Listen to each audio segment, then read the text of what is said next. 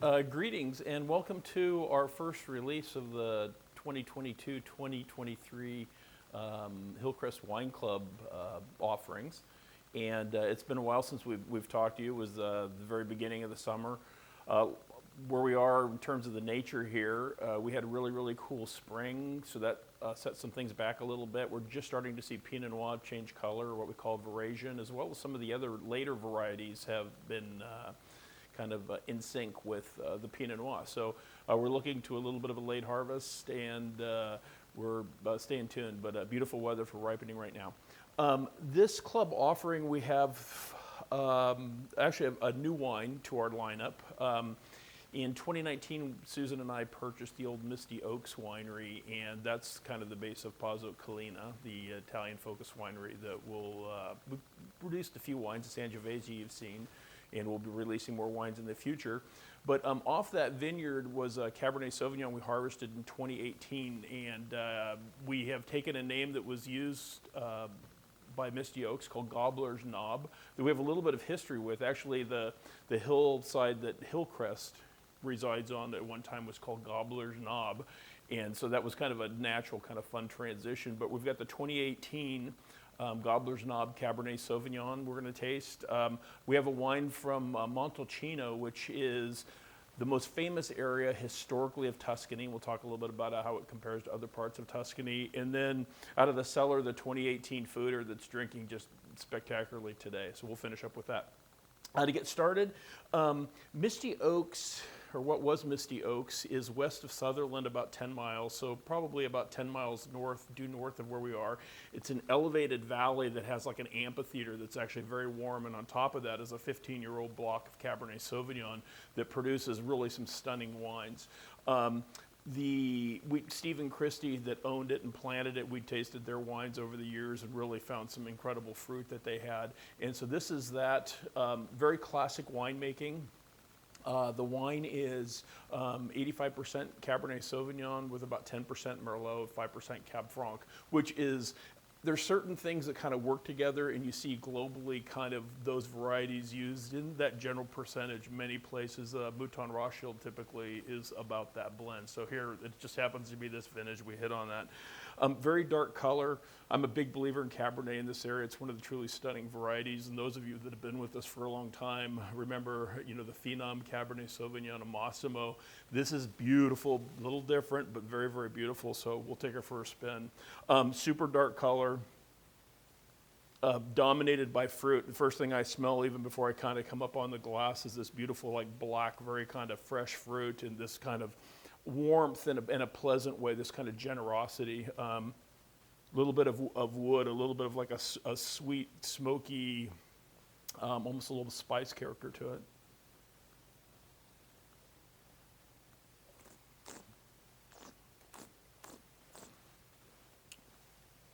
The wine shows a lot of depth, which is really important to me. A lot of wines are very broad, which is a beautiful thing, but they're kind of hollow, and that this wine kind of opens up this direction and falls down, and kind of like you get this deep character. Tannins for sure, but tannins very soft, almost like mocha tannins. And then the length of the wine still continue to taste fruit. At some point, like right now, actually the wood's kicking in a little bit, and I get a little bit of that sweetness of wood, a little bit of that spice I talked about. But super beautiful, very dark, kind of opening a door for things to come. And we hope to have a very long history with this. There's also some beautiful Malbec up there and some other things, Cabernet Franc, Merlot, Italian varietals. So you'll be seeing more of that in the future, but we refer to as Pietroso Rosso. Next, an area that, if you go back, the French were considered to make fine wine according to the world up until maybe the 1970s. They owned fine wine.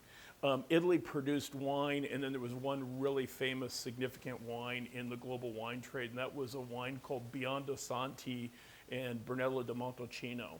And Montalcino, if you go into Tuscany, what we all know is Chianti, in that you get into these rolling hills that make very elegant, kind of high acid, spicy red fruit Sangiovese. A little over 100 years ago, a gentleman by the name of Franco Biando Santi in an area called Montalcino. So you have this great plain below what I talked about as like Chianti Classico, this great plain where a lot of grain is harvested. and farmed, there's this mountain that rises up, and at about 1,000 to 1,500 feet on top of that mountain are some of the top vineyards in Italy. It's actually arguably the warmest and driest part of Tuscany, giving you a lot more power.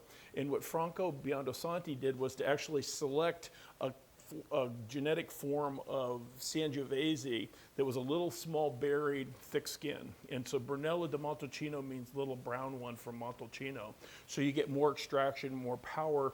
And I remember when I first got into wine, people talked about this wine and said, oh, you can't drink it for 100 years or for 60 years. And so, okay, today there's a renaissance there, and there's some super beautiful wines. And there's two really distinctive styles. There's the House Reserva kind of, the El Grande, and some of these wines, you know, are $200, $300, $400, $500, $600, $1,000 a bottle. Aren't a lot of producers, small. There are different aspects. You get to the top of the hill. There's some of the vineyards face north and west and south. So a lot of the wines are actually blends of these different pockets, where to the north maybe you get more aromatics and softer character, to the south warmer, more power, more intensity in that. But it's a little bit like Bordeaux in terms of the blending process. It's 100% Sangiovese, but in terms of blending of vineyards and blocks to kind of equal something that a winemaker wants you to taste off their top vineyards, versus like the Burgundy, Germany concept of one grape, one place. You just pick it and it smells and tastes like that area. The interesting thing about this area is it can make very powerful wines. It oftentimes has this beautiful, almost Pinot-esque kind of fruit, delicacy of fruit, but power at the same time. And by that I mean the intensity. And then a tannic structure that's actually a big backbone. And you see this with like the Pozzo Collina Sangiovese that we produced, where you do get that structure. And so it's a very interesting kind of mix. Adds to the longevity of the wine, and also the food matching components of the wine. That the wine really benefits from either time in the bottle or serving with things that are like high in protein and high in fat, you know, roast meats, cheeses, and this kind of thing that kind of polishes that back end off a little bit. But the color, when you get into Pinot Noir and Sangiovese, color can be kind of a misnomer, because something's a little bit lighter and this is medium-bodied red, doesn't mean that it tastes light or medium. It can still be very strong in personality, which is usually the case. Rosso di Montalcino, which this is from a very famous producer called Pietroso. The gentleman's father was a consultant and consulted for many of the wineries in this region in the 50s, and that about 40 years ago started their own property. Now it's in the second generation. But this is classically made about a year in the cellar. This spends a year in barrel and about 6 months in the bottle. It's 2018 vintage, but it's drinking spectacular. When you look at Brunello di Montalcino, that's kind of the expensive form of this. Those wines by law have to be 4 years in the cellar. Oftentimes 3 years in little barrel, or more classically the Boti, the big oak ovals like we have here, and then maybe a year in bottle before release. But Susan and I tasted this wine. That's what we've been drinking like the last 2 to 3 weeks almost every night. It's just really a spectacular kind of a baby Brunello version that I think you'll really enjoy. Once again, more red fruit character versus the Hillcrest Cabernet Sauvignon, Gobblers Knob. Same vintage.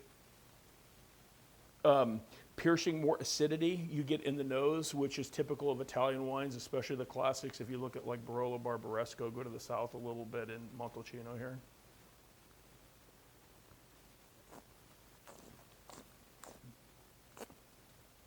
So that brightness of fruit oftentimes comes from that acidity. And I notice there's considerably more acid in this wine, which makes the tannins kind of a little bit more aggressive. The Italians make wine to go with food, not to drink by itself. We tend in the New World to make things a little bit softer that kind of bridge drinking a little bit of wine in the patio or while we're cooking dinners while taking it to the table. This wine has beautiful but very kind of bright acidity to it.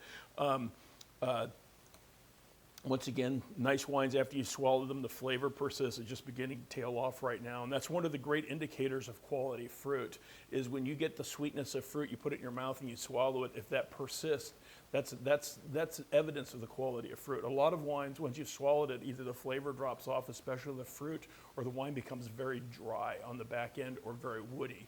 And so this has this beautiful kind of feather and brightness to it. But really, really nice. It's interesting to see, I think, the tannin profile in these two. They both have about the same amount of tannin. The difference is how they show themselves. And this is part of our International Wine Club, is to really show you the different approaches and fingerprints of the great wines of the world. And this would be really fascinating some night to have these two for dinner and taste them side by side and see, at the beginning of the meal, maybe tasting it before you eat, and then eating it and eating a little bit and eating a little bit more, kind of see how these wines evolve. This is a spectacular contrast of New World, Old World, both in a beautiful way. To finish up with 2018 Fuder, you all know my passion for Mosel Riesling. If I had to drink one wine the rest of my life, that's what it would be. 18, very classic vintage, both here, I think, in Umpqua Valley, as well as in Europe. We see that with the Rosso di Montalcino, the Fuder. What do I say but yum? I already know how this wine tastes because I drink it all the time. It's actually one of the few wines that I drink, that I produce all the time. I'm always looking, Susan and I, Hannah, looking for new flavors and textures and that. It's a beautiful spice, kind of like a lychee fruit, kumquat, brio, little. It's got that little bit of edge of like a riper character that you might get in a cooler vintage in the Mosel. A little bit of the petrol kind of citrus character, just super complex, just a kiss of it. The French have a saying that a little bit of anything is complexity, and this wine has all kinds of range. Almost a marmalade, almost, I might say.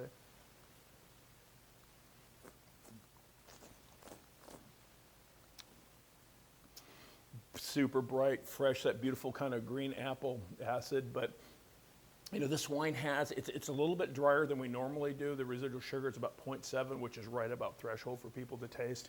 But this wine has beautiful richness in weight and a minerality that comes from super high quality fruit versus like sweetness. This wine flavor persists. Of course, there's nothing for it to tail into in terms of wood or it's fermented in old barrels as a reminder. But just kind of the length goes on and on, super bright, beautiful. So anyway, with this is kind of a beautiful little startup to the season. We have some really exciting wines and a few new wines over the next several wine club shipments. But a great way to transition from summer into fall with some richer flavors and some very bright, pungent things. So with that, we'd like to say thank you, as always, for your support. You make our family's dream possible. And to the genie in the bottle, cheers.